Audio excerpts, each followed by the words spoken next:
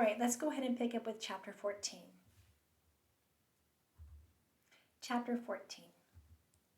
Nia and I took off a day to rest our sore backs, taking turns to massage each other's necks and shoulders for long stretches during the day. Then, knowing that we could not put off confronting Saroon any longer, we cornered him before he left for his military drills the next morning, his rifle propped on one shoulder. "We've got something to show you," Nia said, gently guiding him by the elbow to the large tamarind tree where we parked the ox carts. Saroon's jaw dropped in surprise when he saw that our ox carts were already fully packed and ready to go. "Who did this?" he demanded, his voice low but angry. We did," Nia said evenly. "Now, will you ask for the special pass to the Khao Dang?" "Impossible," Saroon declared. "My commanding officer is very busy. The big flag-raising ceremony is tomorrow, you know. I can't bother him with details like this." "When will you ask then?" "In another week or so," Saroon said carelessly. "At most 2 weeks." "2 weeks!" I exclaimed. "I'm not going to wait that long. I'll ask for the passes myself. I know who General Kung Silor is. I'll go ask him." Saroon looked alarmed. He had been impressed by the story of how I had confronted the general about the roast chicken, and I think he took my threat seriously. "All right, I'll ask," he finally conceded. "When?" I persisted. "Tomorrow," he said, "after the flag raising." "No," I said, "today." His mouth set in a tight line. He went off in the direction of the officer's tent. Within a few minutes he was back, a sheet of paper in his hand. "Here," he said, thrusting it at me. "You can take the Red Cross van from the Nong Chan gates to and from Khao Dang tomorrow." It was on the tip of my tongue to ask him why he had waited so long to get this special pass, if he could have gotten it so easily. But I was too relieved to be angry, and took the piece of paper from him without a word. "Can you come with us?" Nia asked him. Saroon shook his head. "I've just been assigned sentry duty," he said. "It's my big chance. It means I can really shoot with my gun now, instead of just marching around with it." I eyed his gun warily. "Who are you going to shoot?" I asked. "The enemy, of course," he answered. "It's my responsibility now to protect the base camp from enemy attacks." "What enemy attacks?" I demanded. "I haven't seen any." Nia put a warning hand on my arm. "Let's not argue with your brother," she murmured with the careful sweetness edged with caution that one woman uses with another. She reached over to take the special pass away from me. "And thank you for getting this, Saroon," she said. "We'll go tomorrow then."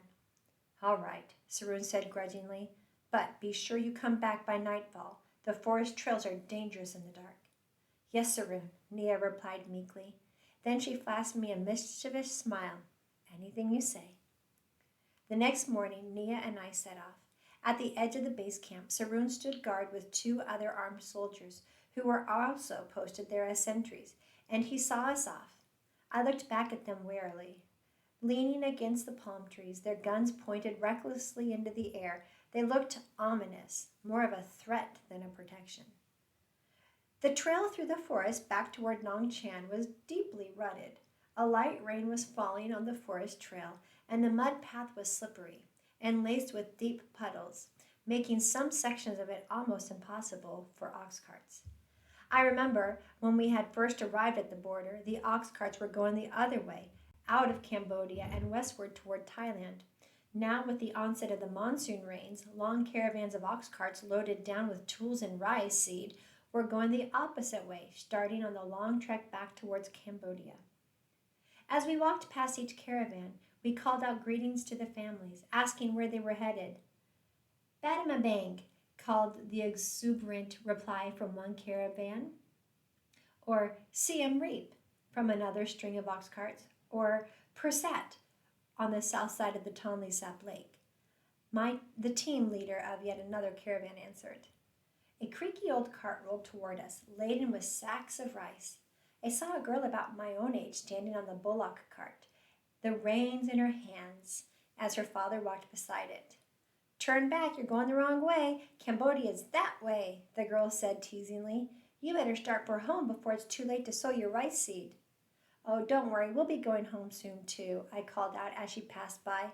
Still, I couldn't help but envy her as I watched her drive her laden cart homeward. The trail improved once we emerged from the forest into the barren fields of Nongchan. Ever since the fighting had eased off slightly in the last few days, thousands of families had moved back there and were living in their makeshift shelters again. We threaded our way through the campsites towards the tall bamboo watchtowers across the fields. There, we presented the special pass to the relief officials, certifying that we had a sick relative at the Khao Deng hospital who we were going to see. Only after that document had been thoroughly examined were we allowed to board a white van parked near one of the watchtowers. I had never been in anything like it before, and it was exciting to be seated next to the driver, where Nia and I had a good view of the dirt road widening into Thai territory toward Khao Deng camp. Once I got used to the dizzying speed with which the scenery flashed past the window, I watched everything with growing interest. We passed Thai village houses perched on stilts whose thatched roofs rose above the banana groves and the tamarind trees. The houses seemed so prosperous and peaceful that I felt wistful just looking at them. Stretching out on either side of the road were the rice paddies of Thailand, still brown and stubbled with the rice stalks from the past harvest.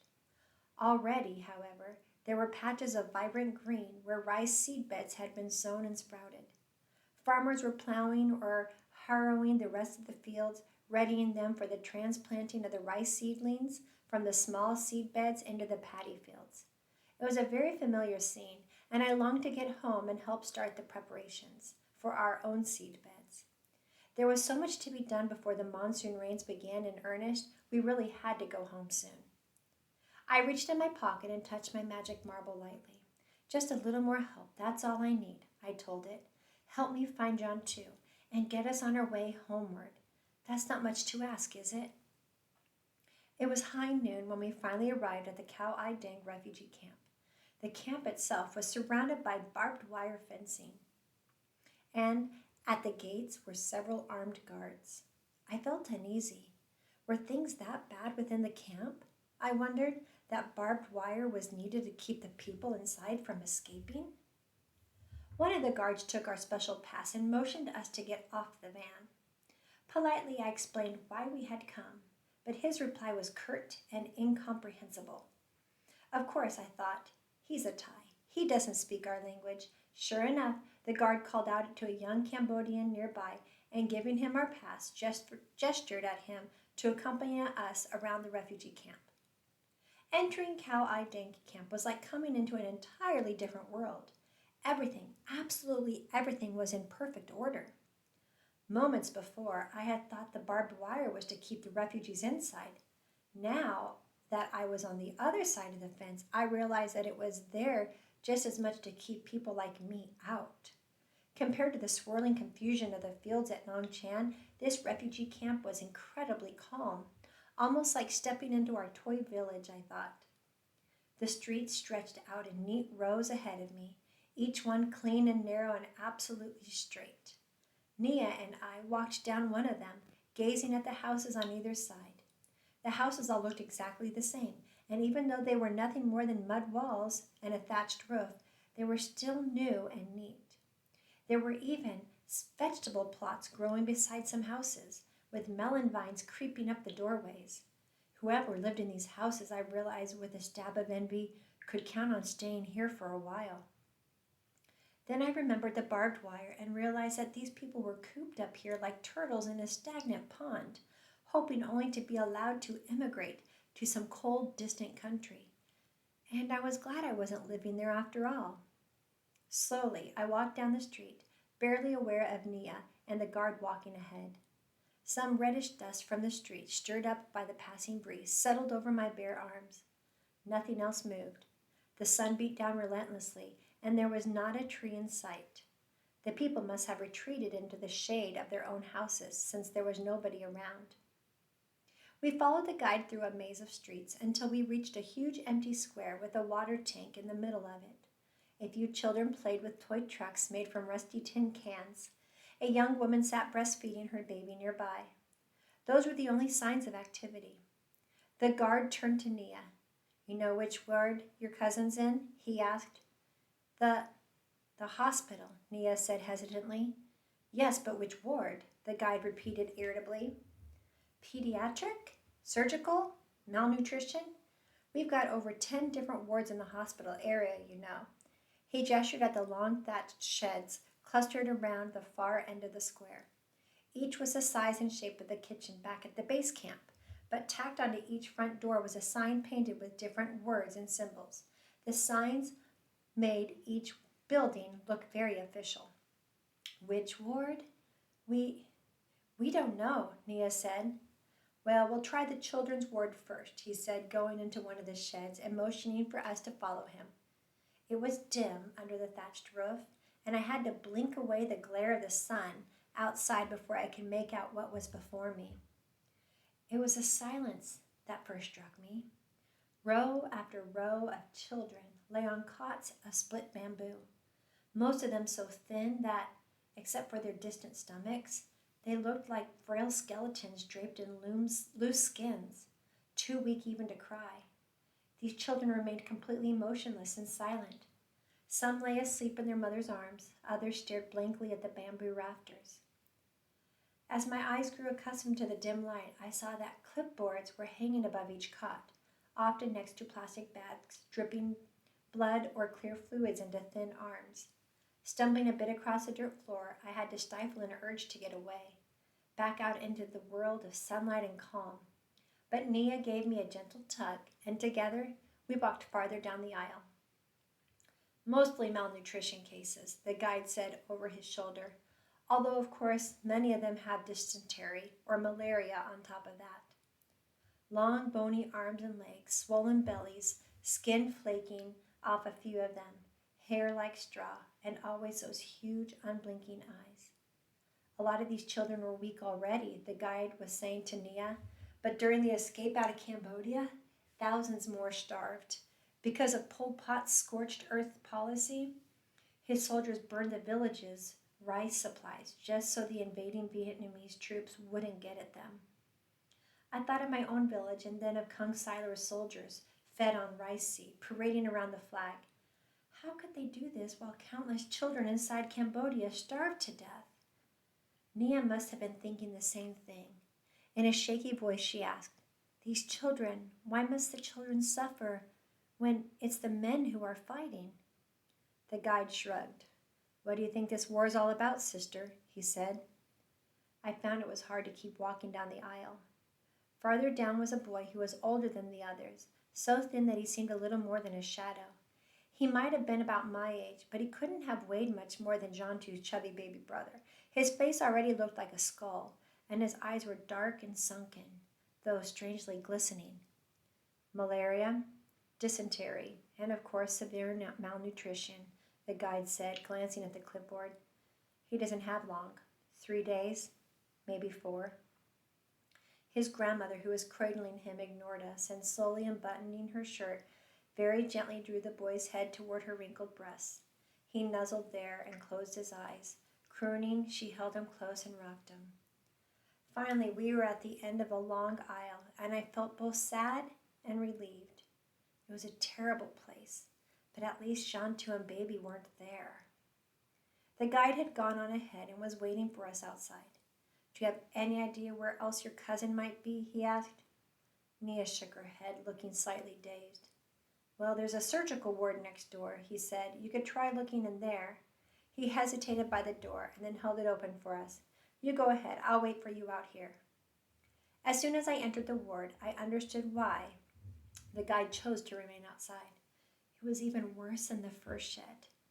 Dark and gloomy, the long room was crowded with maimed people, some with their legs in plaster casts, others with bloodied gauze wrapped around their heads or chests, still others with their legs strung up to some strange metal pulleys dangling from the rafters. Many had stubs where their arms and legs should have been, the stubs wrapped in gauze stained with blood and pus. Flies swarmed around the wounds, and their buzzing merged with the soft moans of the patients. The air was filled with the smell of urine and vomit. I took one look right around. "Let's go," I whispered to Nia. "Jantu couldn't be here." Let's just take a quick look, Nia insisted. Reluctantly, I followed her, slipping my hand into my pocket to hold on to the clay marble. I started down the middle aisle, peering into each face as I passed by. Halfway across the long room, I heard someone calling my name. Dara! At last you're here! Startled, I spun around. There stood Jantu in the middle of the shed, looking strong and healthy among all the frail, maimed patients. She waved excitedly at me. My laugh was one of sheer relief. Jantu! I yelled and ran toward her. It was so wonderful to see her that I grabbed her by the waist and hugged her hard. Nia joined us and shook Jantu's shoulders in delight, as if making sure she was real. And where's baby? I asked. Is he all right? For answer, Jantu pointed to a cot farther down the aisle. Her baby brother was sitting there playing with some rubber bands. There was a thick scar running down his ankle and along one foot, but otherwise he looked fine. They had to cut his foot open and take out a piece of shrapnel. But it's all healed now, Jantu said. Come on, take a look for yourself. We walked over to the baby, and with a joyful coo, Nia reached down and picked him up. Why did you take so long? Jantu was asking me. What happened? How's everybody? Did you find them at the stone beam? Nobody was at the stone beam, I said, but I managed to find them, and I told Jantu the rest of the story as she listened breathlessly and wide-eyed. As soon as Nia left with baby to make arrangements for us to leave, Jantu asked, And Sarun and Nia, they're still together? More than just together, I said, grinning. They're going to get married. Getting married? Jantu repeated in an odd whisper. Her eyes were glowing, just like we had dreamed, so I was right. Sometimes if we dream hard enough, those dreams can shape our lives. As if in a reverie, she dropped down to sit on the cot next to baby's. Careful, don't touch it. It's hurt enough already.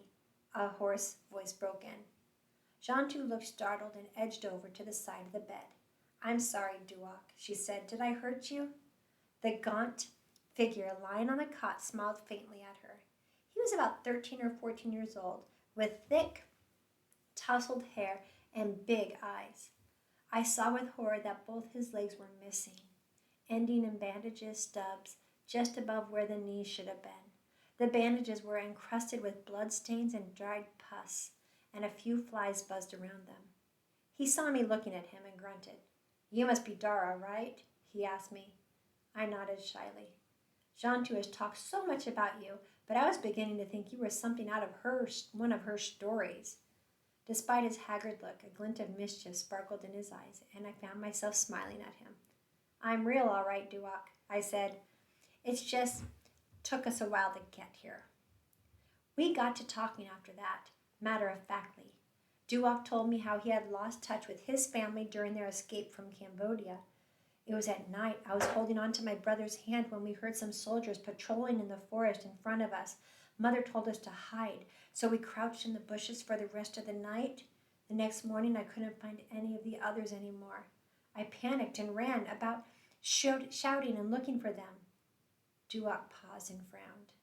Then I guess I stepped on one of those landmines planted near the border, and well, here I am. He reached out and ran his fingers across one of his bandaged stubs. There was no smile on his gaunt face now. Jantu's lucky, he said softly. She's got you to take her home. Me? I'll be here until... He shrugged and took a deep breath. For a moment his bony chest seemed thicker, more substantial. And then he let out the air, and his chest caved in again. Sometimes I don't know why I keep on living, he said. I did not know what to reply, so I said nothing. Jantu, however, had taken his hand and was tugging at it gently. That's no way to talk, she said almost angrily. You'll get better. How many times have I told you before? You're strong and you can make it. You just got to keep trying. Easy for you to say, Duok mumbled. You're healthy and you're leaving. But you'll get better. You can be up and around on crutches soon. For a moment the boy did not reply. He stared blankly at the thatched ceiling above him, and it was as if his face was hardening into an expressionless mask. Then he swallowed and whispered, I'm thirsty. He looked at me, and his eyes were so sunken they were like tiny pinpoints of light at the end of a tunnel. Get my water bottle for me, please, he said, pointing under his cot. I saw a plastic bottle under his cot and reached for it, but before I could pick it up, Jantu stopped me. Get it yourself, Duok, she said sharply. You can do it. You almost reached it yesterday. When I started to protest, Jantu cut me short. Go on, she told Duok. Get the water yourself. You get it, he begged Jantu. No, you can do it. He seemed to shrink into the bed. It's too hard, he said. Jantu bent down so that her face was up against his. Try, she whispered. The boy turned his face away from her. I don't want to, he whispered so softly that it sounded like the faintest breeze in the rushes. I can't. You can, Jantu said, her own whisper fierce and insistent. Go on, try it. You can do it. No, try it. For a long moment the boy did not move. Then, taking such a deep breath that he seemed to grow before our very eyes, he started to hoist himself up with his arms, inch by inch. He dragged himself to the side of his bed, then slowly groped under the cot for the water bottle. Finally, with a tremendous effort, he grasped the bottle and pulled it up, beads of sweat glistening on his forehead, but a small triumphant smile lit his face. I did it, he said. I knew you could, Jantu said simply. She looked at him in silence for a long moment, then blurted out, I've got to go pack now. Abruptly she got up and turned to the other cot, where she started thrusting her baby brother's few clothes into a bundle. Her movements were jerky, almost angry. Good luck, Duok, she said gruffly without looking at him.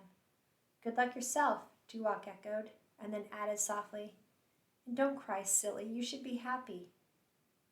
I looked carefully at Jantu then, and although she kept her face carefully averted from us, I caught a glimpse of the tears glistening on her cheeks as, without a word, she strode down the aisle toward the door. And we'll finish that chapter today, and we will pick up with chapter 15 tomorrow, and we will see what happens as they head back towards